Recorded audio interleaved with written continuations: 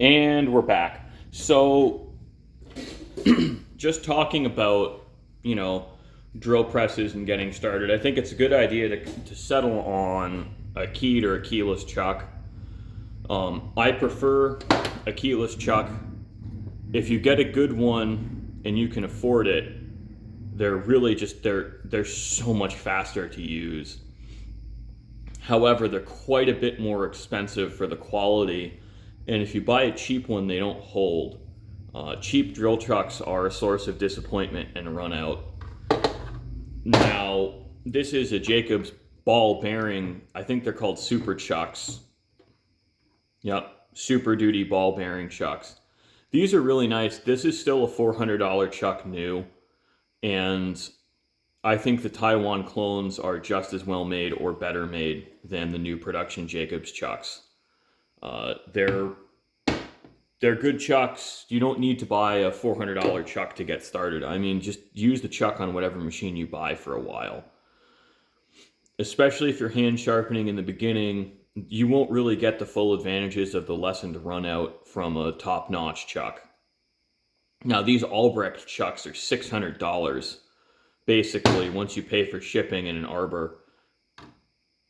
I would not buy one of these to get started. You know, I frankly wouldn't buy one today. I love having it, and I'm eternally grateful to have gotten the opportunity to use one because I was given it. And these are hard to beat. I mean, they're really robust. They really hold well. They're worth every penny if you're using them every day and precision drilling matters. Now, this is basically my two letter number and fractional drill set. You don't even need to buy one of these complete things. This is from Machine Shop Discount Supply. I've been buying a lot of stuff from them. I have no professional association with them other than using them as a supplier. Now, I think this is about $75 or $80 after shipping.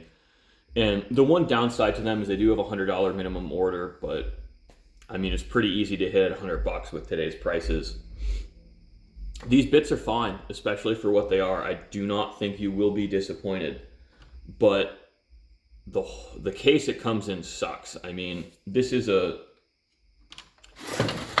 this is $75.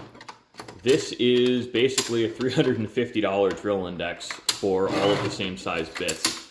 And you can see I've used these quite a bit. Some of these drills have been resharpened.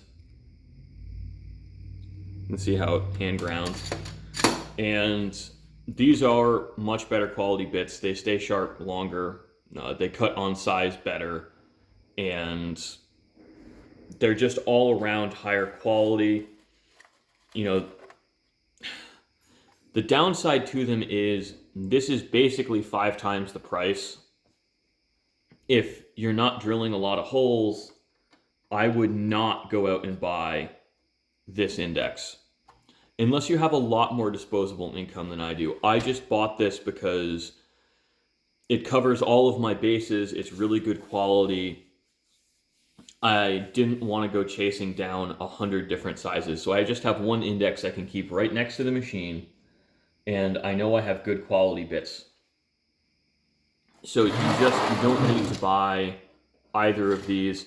Depending on what size stuff you're working on, I think a number drill set, if you're doing mostly like model trains, hobby machining, just an inexpensive number drill set's really worthwhile. And I'm kind of hesitant to recommend using a lot of the inexpensive drill sharpeners on the market. I've never had good luck with them. I think until you really get into a proper tool and cutter grinder, most of them don't do a great job. But that's just been my experience. I will hand grind drill bits down to about 3/16 of an inch if I'm desperate. Really about 1/4 of an inch the vast majority of the time. As you get smaller, it becomes exponentially harder to grind. I mean, I'm not really comfortable grinding a bit this small. There's not a lot of room for error, but it's really not a challenge to grind a bit that's a 1/2 inch by hand. And you know, that's the decision. Like when you're drilling a lot of holes, it starts to matter. But I think it's not a bad skill to pick up as a beginner because you tend to trash your bits more. They don't last as long when you don't really know what you're doing. You'll let them grab, and that takes chunks out of them, unfortunately. So it's just, when you're getting started, just think about, do I really need it? Just because some dude on the internet has it and loves it doesn't mean it's necessary for you. I have boxes and boxes and boxes of drill bits. I think if we were going by poundage, I probably have 100 pounds. I mean, I can just show you, this is my, I refer to this as my drill press box, effectively. Where once we find a somewhat level spot on the floor, I can show you. I mean, this is just miscellaneous.